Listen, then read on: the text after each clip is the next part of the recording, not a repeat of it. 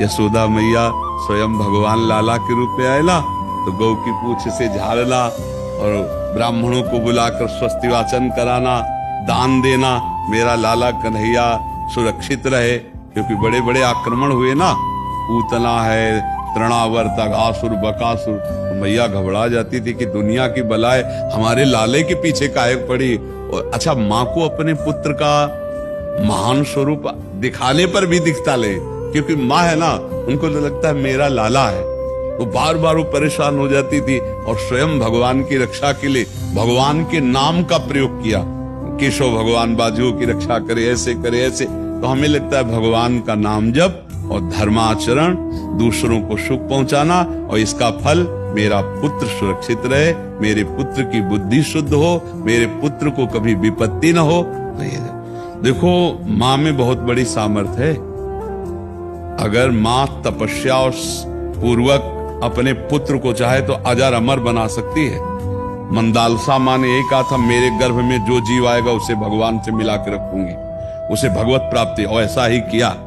देखो, गांधारी जी ने जो भी सुना कि धृतराष्ट्र हमारे पति होने वाले वो अंधे हैं, तो पट्टी बांध ली। जब ये समय आया कि अब युद्ध होगा ही पक्का, तब गांधारी जी ने कहा, बेटा मैं तुम्हें बहुत प्यार करती हूँ, तुम मेरा बेटा है, पर भीम के सहयोगी श्री कृष्ण तू मारा जाएगा, इसलिए जा, तू नग्न होकर मेरे सामने आ जा, मैं पट्टी खोलती हूँ, तेरा शरीर वज्र का हो जाएगा, मृत्यु ही नहीं होगी तेरी। अब भगवान तो भगवान ही है। अब वो आ रहे थे नंग धड़ंग दुर्योधन, तो भगवान ने देखा उनका, अरे इतने बड़े होकर बच्चों की तरह नंगे घूम रहे हो। तो उनका माँ ने कहा, बच्चे हो, कम से कम कमर तो ढक लो इतना।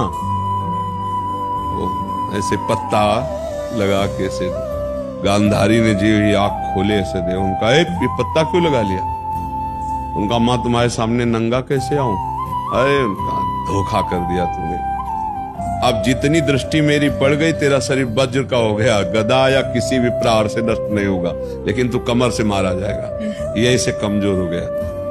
क्योंकि और भगवान अपने भक्त का प्रण पूरा करवाने के लिए जब द्रौपदी को दिगंबर करा रहा था ना, ये सभा में लाभ जंगा ठोक रहा था, तो भीम ने यही प्रण किया था, इसी जंगा को तोड़ूंगा। अगर भगवान भक्त की वचन रक्षा ना करते और वो पूरा वज्र का शरीर हो जाता तो तोड़ नहीं पाते। इसीलिए भगवान ने, तो माघ में जब करो और भगवान के भरोसे रहो। तुम्हारे तो एक दो बच्चे हैं, हम सब भगवान के बच्चे हैं। पर भगवान की 3 प्रकार की लीला है, एक है सृजन, और एक है पालन, और एक है संहार। और तीनों लीलाएं होंगी, पक्का होंगी। जैसे सृजन जरूरी है, पालन जरूरी है, ऐसे विनाश भी जरूरी है। तो देखो, इस शरीर को कहा गया विनाशी और इस लोक को कहा गया मृत्यु लोक।